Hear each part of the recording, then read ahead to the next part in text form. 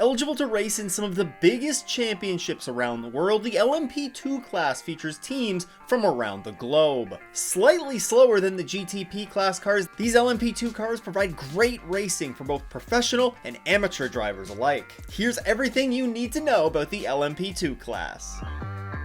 Le Mans Prototype 2, often referred to as LMP2, are similar to GTP cars, but are slightly slower. Actually, the current LMDH cars that race in the GTP class are actually utilizing the next-gen LMP2 chassis. Speaking of the chassis, they are from 4 approved manufacturers, and all the cars feature the same Gibson GK428 V8 engine. The 4.2-liter naturally aspirated V8 engine was recently confirmed to continue powering the class until the end of 2030.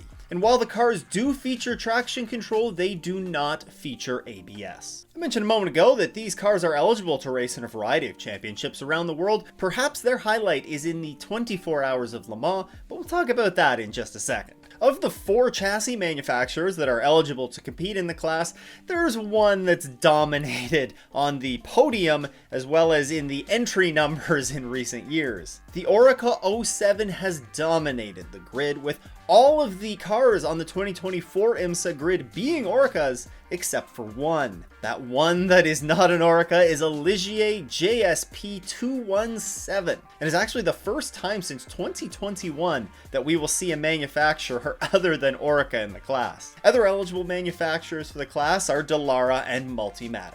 Now, the LMP2 class does feature a homologation process with the FIA, and there is a BOP process that Imsa applies to the cars as well, but despite this, it has not prevented the Oreca dominance that we've seen in recent seasons. This isn't just in Imsa as well. In the World Endurance Championship, when the cars were eligible there, it was an Oreca-dominated show. And many of the large championships around the world you see are being won by Orecas. However, I'm eager to see how that Ligier is going to do on the Imsa grid next year, and I'll be keeping a very close eye on it. Let's touch on the history of LMP2 and Imsa, shall we? These LMP2 cars have been kicking around the Imsa grid for some time now. The cars were introduced in 2004, and while the class that they've been eligible to race in has changed slightly over the years, they have been eligible to race in the series ever since. Since the 2014 merger of the American Le Mans Series and the Rolex Grand Am Sports Car Series, the cars have actually played a pretty important role on the grid. First, they raced alongside the Daytona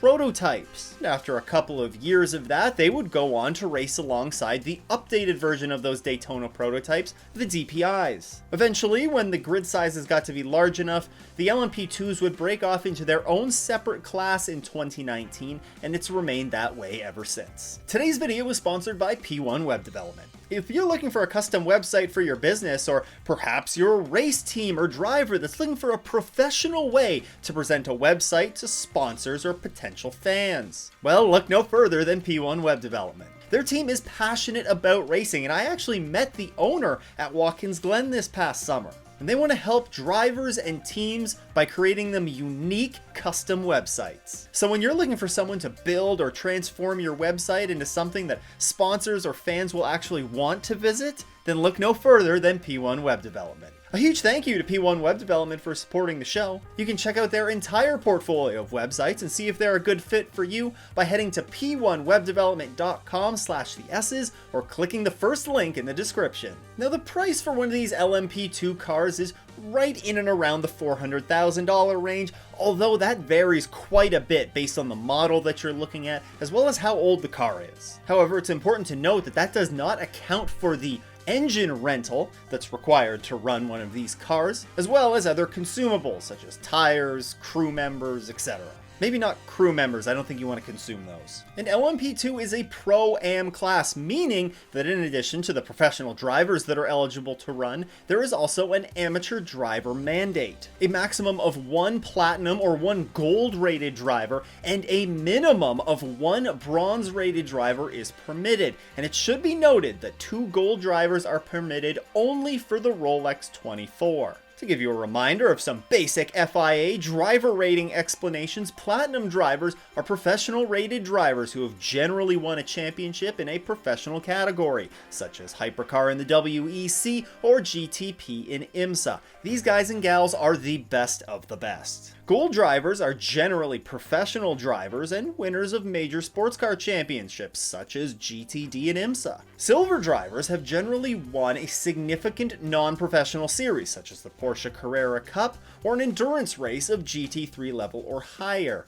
They can also be professional drivers who are early in their career. And then there are bronze drivers. This is a pretty vague definition, but they're generally defined as drivers who have not met a silver rating but are deemed to have the performance of a bronze driver based on their driving in a monitored series. You can identify an LMP2 by the blue illuminated number box on the side of the car. Like many of the other classes, they do also feature colored mirror covers. The LMP2 cars are not limited to just racing in Imsa. They can be raced in other major championships such as the European Le Mans Series or the Asian Le Mans Series, but as of this year they are no longer eligible to compete in the WEC. This came as grid sizes grew in recent years, and there was just no longer any space left for this class. Despite this, the cars are still eligible though for the crown jewel of their season, the 24 Hours of Le Mans. And with LMP2s no longer eligible to compete in the full season of the World Endurance Championship, many have made the trip across the ocean and